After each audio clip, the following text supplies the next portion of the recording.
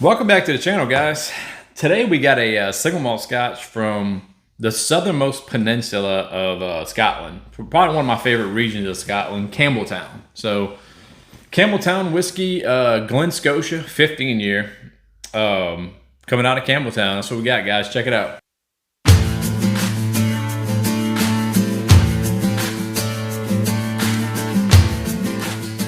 Glen Scotia 15 year. Out of the Campbeltown region of Scotland.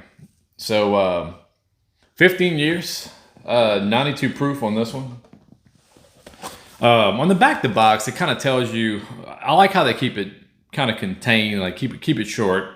They don't really say a whole lot of stuff about anything. They just talk about the actual peninsula of Campbeltown, saying that Campbeltown is a small town, peninsula of the west coast of Scotland. Fictionally called Whiskeytube, once home to over 30 distilleries. It was known as the Victorian whiskey capital of the world, with Glen Scotia being only one of 3 distilleries that have survived to present day. So it's a little history with Campbeltown. It used to have a lot of distilleries, and that's, you know, it used to be popping back in the day, but now with only 3 distilleries, Springbank, Glen Scotia, and then Glengyle, which makes Kilkerran whiskey. It's the only 3 left of whiskeys in Campbeltown. They always have a distinct, what Ryan's described it as like a burnt rubber kind of note, which, yeah, I can get that, especially in Springbank whiskeys. You kind of get that more. But to me, it was like a coastal kind of like rawness about it. It's just straight up raw, and I like it. It's a good whiskey. No bullshit whiskey. It just comes out there just banging with the flavors. So all the stuff they make in Campbeltown, you know, just natural color, non-chill filtered. This one's non-chill filtered, natural color. Just says rich and smooth. They don't really explain a whole lot on the flavor notes. They do say it's aged in ex-bourbon, so it's no ex-sherry cask. All ex-bourbon stuff.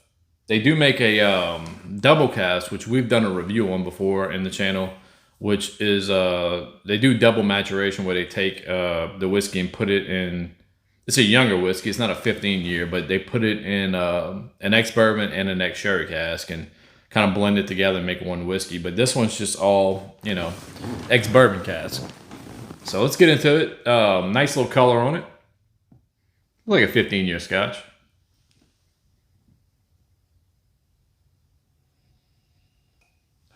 Lots of complexity to the nose. This is one of those whiskeys. It's got a lot to it. So, maritime note off top. It's being a coastal malt. This one's coming like definitely like treacle, maritime coastal note. You get like a sailing to it. The fruits are there, pear, like a little dark fruit. It's like a stone fruit too. There's also like a richness to it, like a, it's kind of weird. Like there's a leathery kind of tobacco note in there also.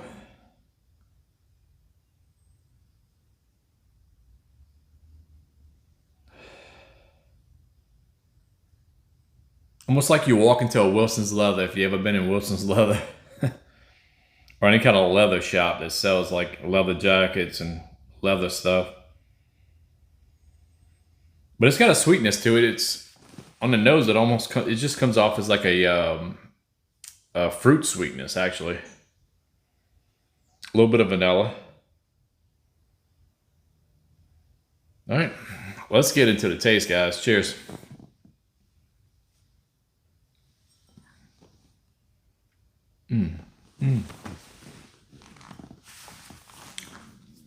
Right off top.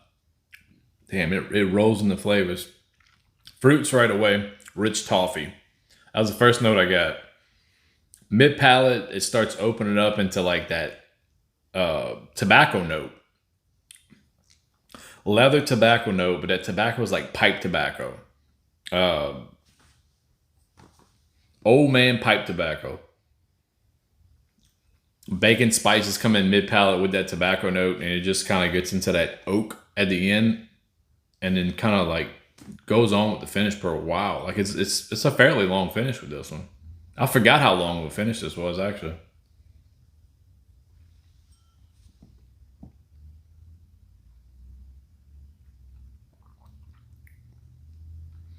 Sweet up front, almost like a pear apricot kind of note.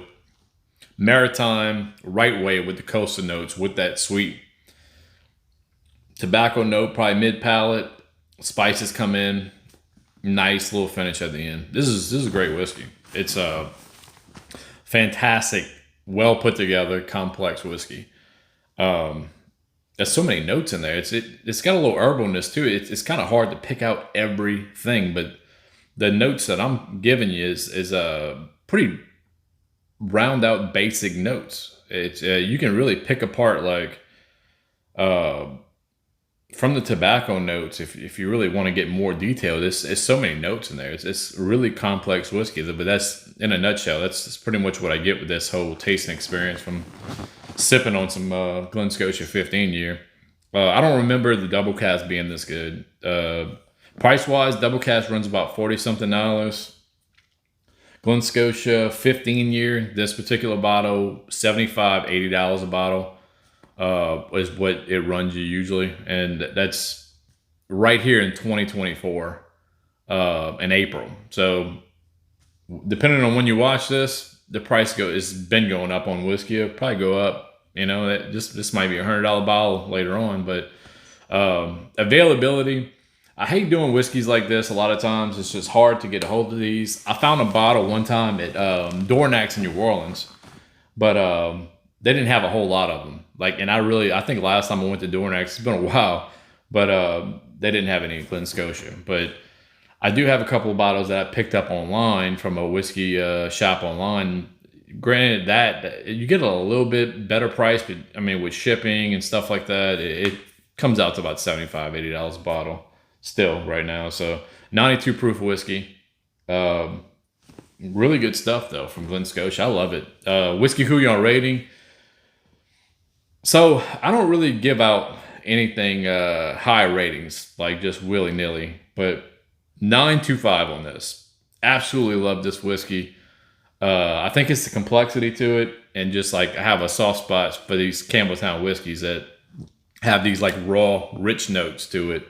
A lot of whiskeys that you find basic stuff, right, is always going to have that sweet kind of pear note to the scotch, especially if you have unpeated stuff like Glenlivet, Glenfiddich. You got these like really accessible notes. These whiskeys, it's really complex. There's a lot of flavors to it. You get you kind of step out the realm with just basic store-bought, typical Scotch notes, and then you get into this. It's like it turns tasting into just an experience, just a lot of flavors, and that's really what you're paying for if you're going to pay the extra money for it. But that's what we got with Glen Scotia 15 year. If you ever run across it, pick it up. It's great. One of the best whiskeys I've had, honestly. When it comes to Japanese, bourbon, Scotch, out of everything, this is probably one of the best whiskeys I've had. 9.25 out of 10 on the Couyons rating on that. If you've ever had Glen Scotia, it could be anything. The double cast, the 15 year, something older, 18 years Glen Scotia. Let me know what you think about it in the comments, guys. Thanks for watching. Thanks for supporting us on YouTube and watching the videos. And we'll see you guys in the next one.